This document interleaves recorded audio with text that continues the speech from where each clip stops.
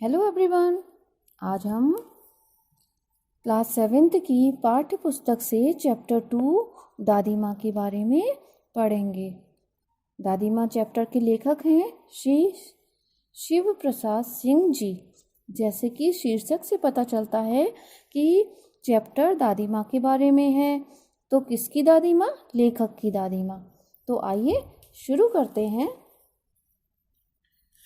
दादी माँ चैप्टर 2।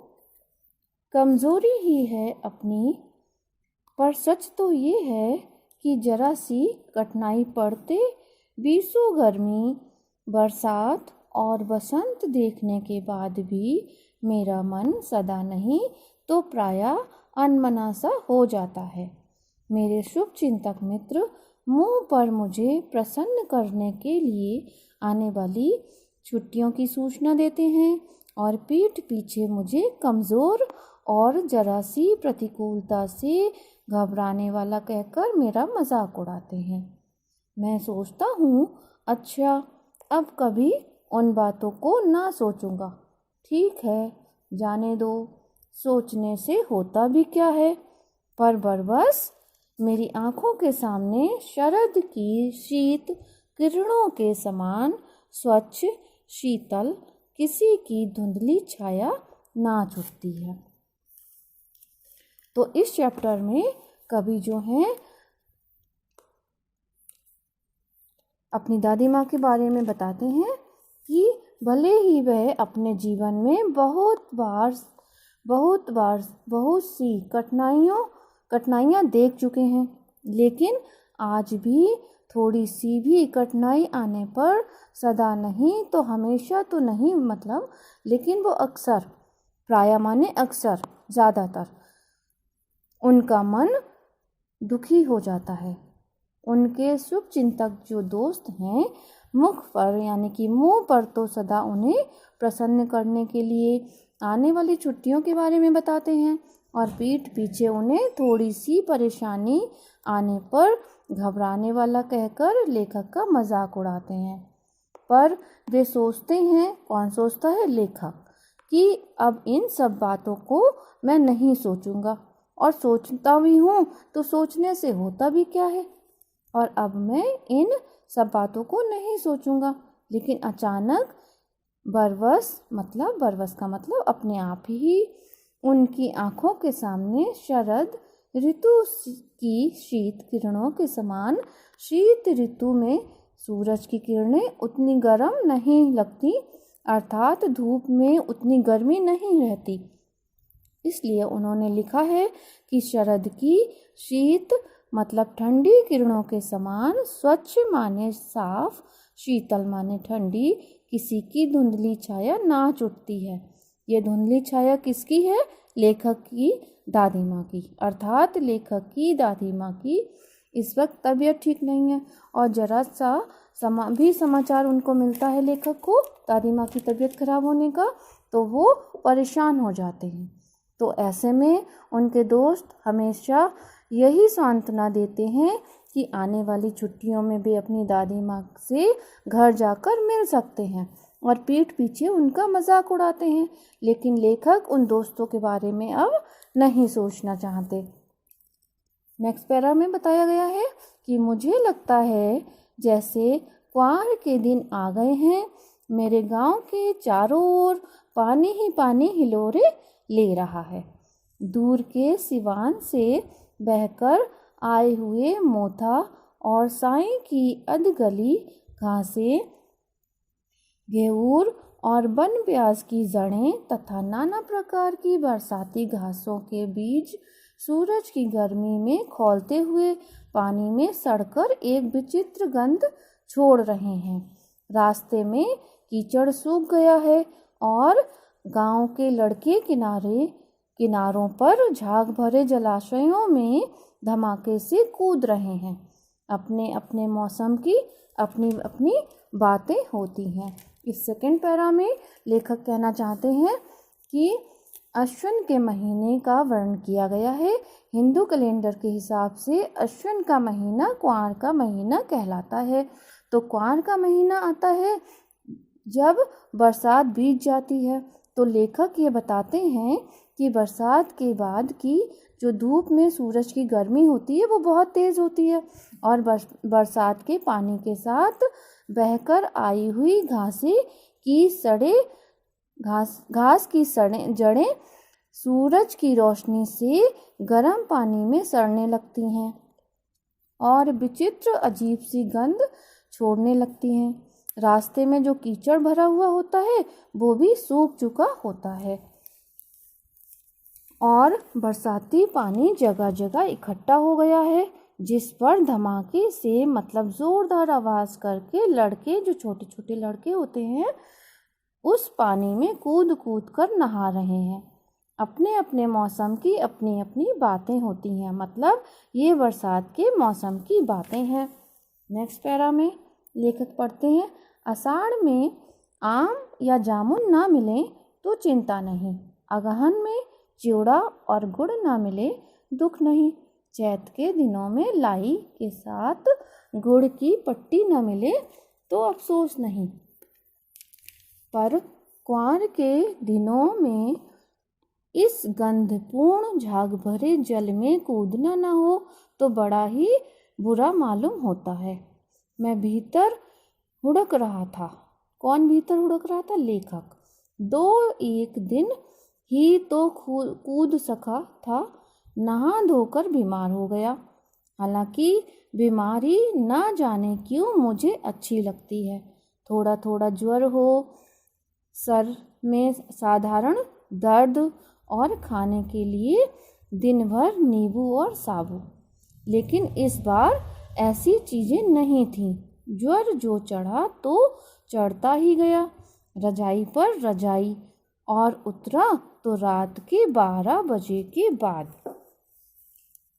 इस थर्ड पैरा में लेखक कहना चाहते हैं कि वो बताते हैं कि आषाढ़ के मौसम में मतलब जून जुलाई का महीना, आषाढ़ किसे कहते हैं? जून जुलाई का महीना, हिंदू कैलेंडर के हिसाब से आषाढ़ का महीना। तो उस मौसम में आम और जामुन आते हैं। तो गर्मी के मौसम में अगर आम और जामुन ना मिले तो कोई चिंता नहीं। अगहन में मतलब मार्गशीर्ष का महीना, उसे अगहन भी कहते हैं, जिस समय चिवड़ा और गुड़ ना मिले कोई चिंता की बात नहीं। पर चैत के महीने में लाई के साथ गुड़ की पट्टी ना मिले तो भी चिंता की बात नहीं है। सभी लोग गुड़ की पट्टी खाते हो ना आप लोग सब, तो हमें उस चैत के मौसम में गुड़ की पट्टी लाई के साथ नहीं मिले तब भी चिंता नहीं। लेकिन अश्विन के महीने में मतलब कुंवार के महीने में इस झाग भरे गंधपूर्ण जल में कूदने को ना मिले तो बहुत बुरा मालूम होता है। लेखक का मन बहुत ही खराब हो रहा है यहाँ पे, और लेखक का मन बहुत हो रहा है कि वह तालाब के पानी में कूद कर नहाए।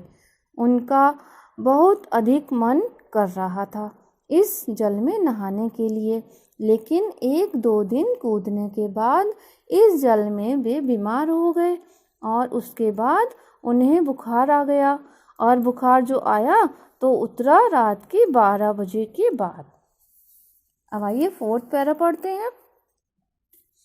दिन में मैं चादर लपेटे सोया था, दादी माँ आई, शायद नहा कर आई थी। उसी झाग वाले जल में पतले दुबले स्नेह सने शरीर पर सफ़ेद किनारीहीन धोती, सन से सफ़ेद बालों के सिरों पर सद टपके हुए जल की शीतलता। आते ही उन्होंने सर पेट छुए, आंचल की गांठ खोल किसी अदृश्य शक्तिधारी के चबूतरे की मिट्टी मुंह में डाली, माथे पर लगाई। यहाँ पर लेखक कहना चाहते हैं कि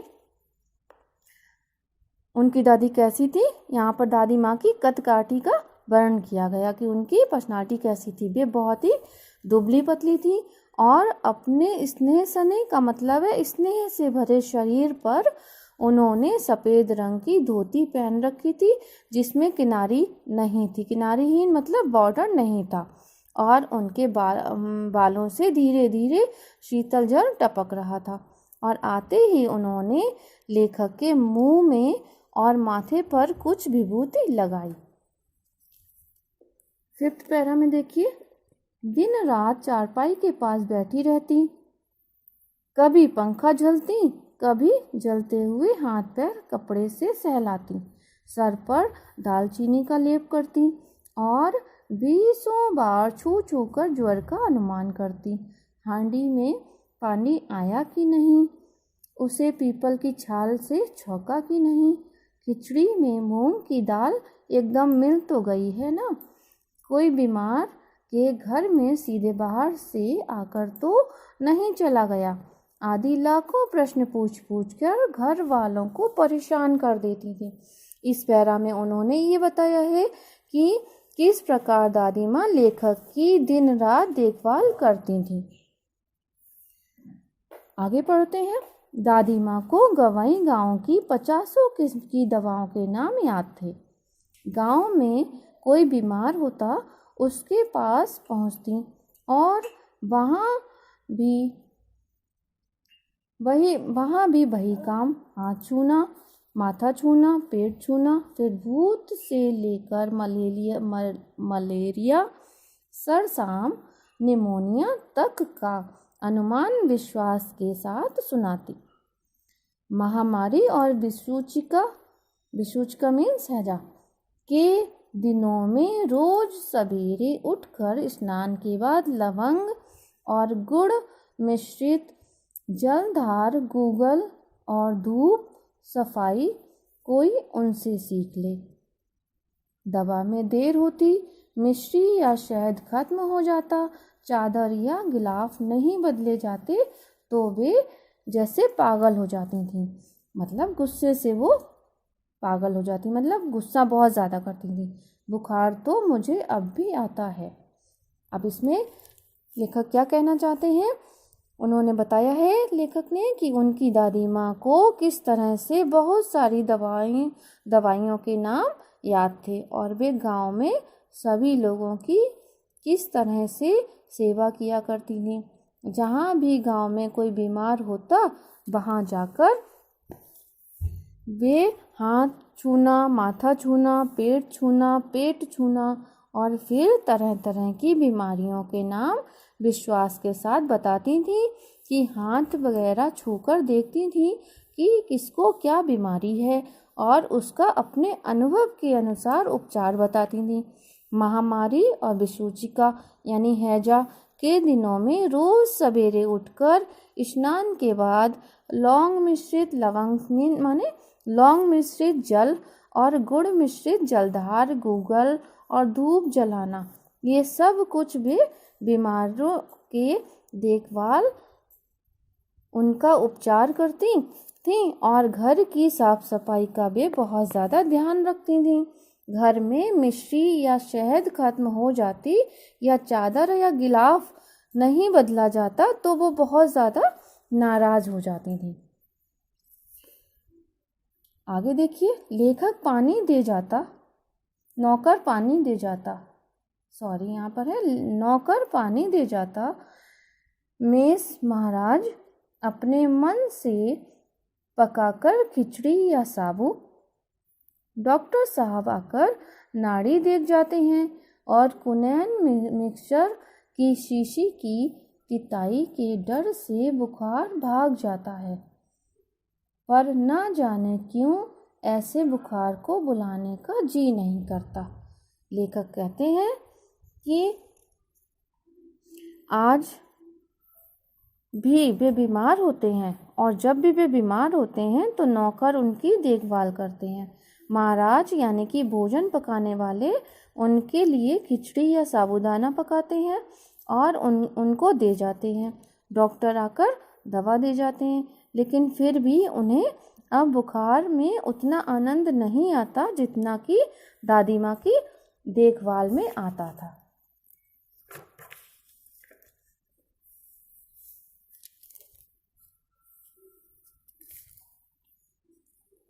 आगे पढ़ते हैं। किशन भैया की शादी ठीक हुई।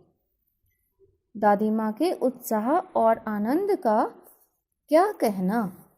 दिन भर गायब रहती, सारा घर जैसे उन्होंने सर पर उठा लिया हो। पड़ोसिन आती, बहुत बुलाने पर दादी माँ आती। बहन, बुरा न मानना, कार परोजन का घर ठहरा। एक काम अपने हाथ से ना करूं तो होने वाला नहीं। जानने को तो ये सभी जानते हैं कि दादी माँ कुछ नहीं करती, पर किसी काम में उनकी अनुपस्थिति वस्तुतः विलंब का कारण बन जाती। उन्हीं दिनों की बात है कि एक दिन दोपहर को मैं घर लौटा। बाहरी निकसार में दादी माँ किसी पर बिगड़ रही थी। देखा, पास के कोने में दुबकी रामी की चाची खड़ी है। इस पैरा में लेखक बताते हैं कि किशन भैया की शादी में दादी माँ की खुशी और उत्साह हर्ष का कोई भी ठिकाना नहीं था। वे दिन भर घर के सारे कामों में लगी रहती। सारा घर उन्होंने अपने सर पर उठा रखा था, अर्थात वे घर के कामों में अत्यधिक व्यस्त हो गई थी। मतलब सारे काम दादी माँ बुजुर्ग देखते हैं ना हम लोगों के घर में सारे काम।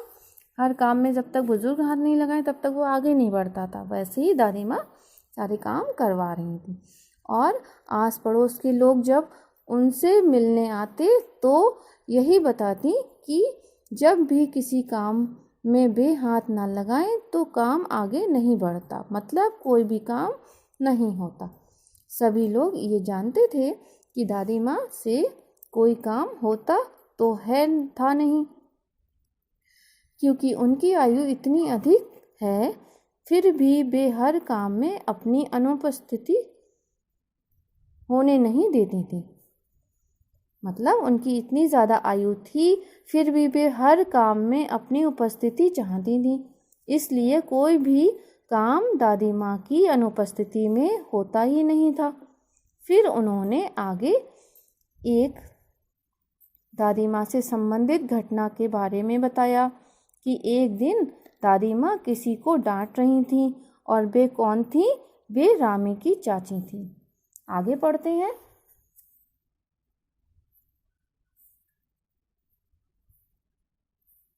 सो ना होगा धन्नो,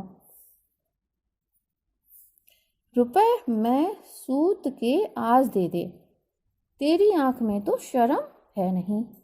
मांगने के समय तो कैसी आई थी, पैरों पर नाक रगड़ती फिरी। किसी ने एक पाई भी ना दी थी। अब लगी है आजकल करने, फसल में दूंगी। अब क्या तेरी खातिर दूसरी फसल कटेगी? दादी माँ जो है, यहाँ पर लेखक ने एक पुरानी घटना के बारे में बताया है कि एक बार दादी माँ ने किसी को कर्जा दिया था और वे उनसे कर्जे के पैसे वापस सूद समेत वापस मांग रही थी। आगे सूद समेत मांग रही थी। उनके यहाँ पे संवाद दिए गए हैं, बच्चों ध्यान से सुनिए। दूंगी मालकिन, रामी की चाची रोती हुई दोनों हाथों से आंचल पकड़े दादी माँ के पैरों की ओर झुकी। बिटिया की शादी है, आप न दया करेंगी तो उस बेचारी का निस्तार कैसे होगा? निस्तार माने उद्धार कैसे होगा? अब दादी माँ क्या कहती हैं? हट हट, अभी नहा के आ रही हूँ। दादी माँ पीछे हट गईं। जाने दो दादी, मैंने इस अप्रिय प्रसंग को, लेखक क्या कहता है? लेखक कहते हैं दादी माँ से, जाने दो दादी, मैंने इस अप्रिय प्रसंग को हटाने की गरज से कहा। बेचारी गरीब है, दे देगी कभी। अब दादी माँ लेखक को डांट देती हैं। क्या कहती हैं? चल चल, चला है बड़ा समझाने। आगे देखिए।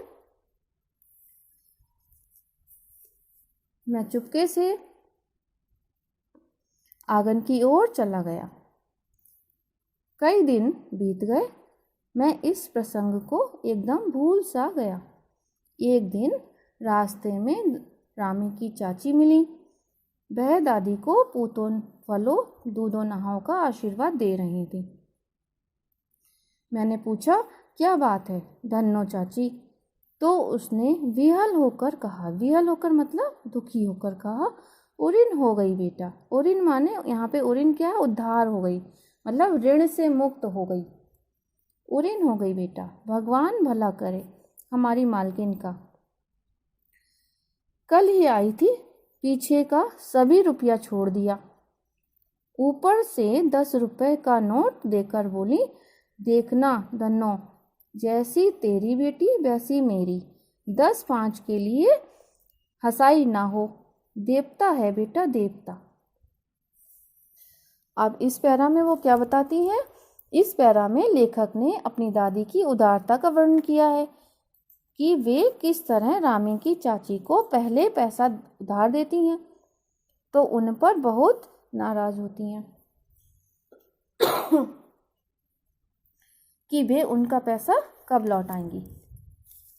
आजकल करती रहती हैं, लेकिन बाद में जब धन्नो चाची ने उन्हें स्वयं बताया कि दादी माँ ने उन्हें दिया हुआ पैसा सारा माफ़ कर दिया था और ऊपर से 10 रुपए अलग से दिए कि उनकी बेटी की शादी अच्छी तरह से हो जाए, तो इस तरह से लेखक अपनी दादी माँ के व्यवहार से बहुत ज़्यादा खुश हो गए थे। आगे देखिए। उस रोज़ तो बहुत डांट रही थी। मैंने पूछा, वह तो बड़े लोगों का काम है बाबू, रुपया देकर डांटे भी ना तो क्या लाभ। मैं मन ही मन इस तर्क पर हंसता हुआ आगे बढ़ गया। इस पूरे पैराग्राफ में यानी कि ये 2-3 जो 3 लाइनें हैं, इसमें क्या है